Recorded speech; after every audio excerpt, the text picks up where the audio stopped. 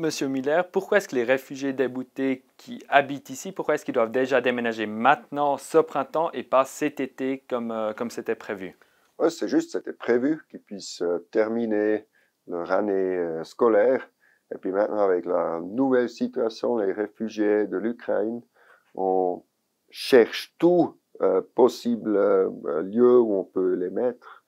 Et puis ce lieu ici, à Bienne Bougeon, est une possibilité. Il faut avoir cette possibilité. Il ne peut pas avoir les gens qui pourraient être déjà à Enkistein, qu'on les laisse ici et puis qu'on n'a pas la possibilité d'utiliser pour les réfugiés de l'Ukraine.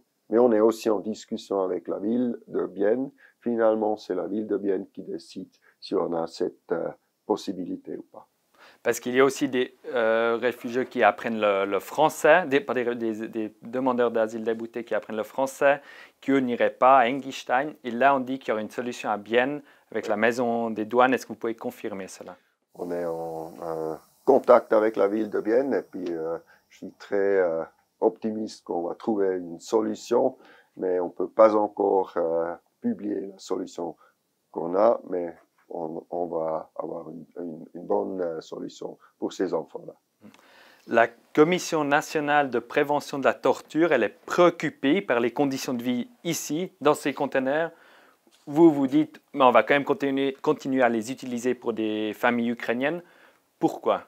Ouais, finalement, c'est la décision de la ville de Bienne, mais comme on sait pas combien de réfugiés de l'Ukraine on va avoir, combien de milliers, on ne sait pas la durée de la guerre en Ukraine, on ne sait pas le développement futur, et puis c'est le moment où il faut utiliser toutes les possibilités, ou si jamais la Commission peut nous faire des propositions où on peut mettre les réfugiés de l'Ukraine, mais c'est une possibilité, et puis il faut garder cette possibilité au moins. La ville de Bienne, elle met à disposition ce centre jusqu'à cet été, donc seulement quelques mois, en proposant ou en mettant des familles ukrainiennes ici. Est-ce que vous ne mettez pas un peu la pression sur la ville de Bienne et pour dire ensuite, écoutez, maintenant on peut quand même prolonger ce contrat?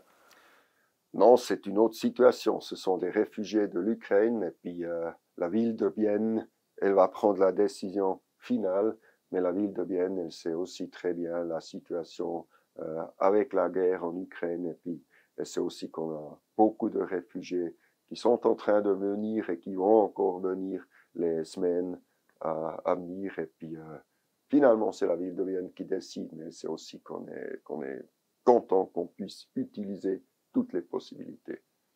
Comment se passe cet échange avec la ville de Bienne? C'était tendu ces derniers mois, c'était pas facile. Comment c'est maintenant? Oh non, c'est dans les médias, c'était écrit que c'était tendu, mais Eric Fer n'est on pas a... venu à une séance aussi, Oui, c'est oui, pas les oui, médias oui, qui oui, ont... oui, oui, mais c'est pas les derniers mois, c'était en décembre, et puis on s'est déjà vu en début janvier, alors c'est des tensions médiales surtout. D'accord. L'objectif est d'intégrer ces personnes, ces familles ukrainiennes qui viennent en Suisse avec le statut S. Les enfants peuvent aller à l'école, les adultes peuvent aller travailler.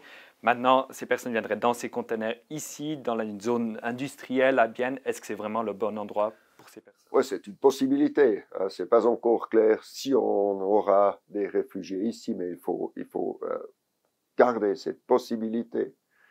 Et puis, comme on ne sait pas combien de réfugiés on va avoir, et puis comme on ne sait pas encore où on va les mettre, on doit garder cette possibilité, et puis si jamais qu'on puisse la réaliser. Merci, Monsieur Muller. Merci à vous.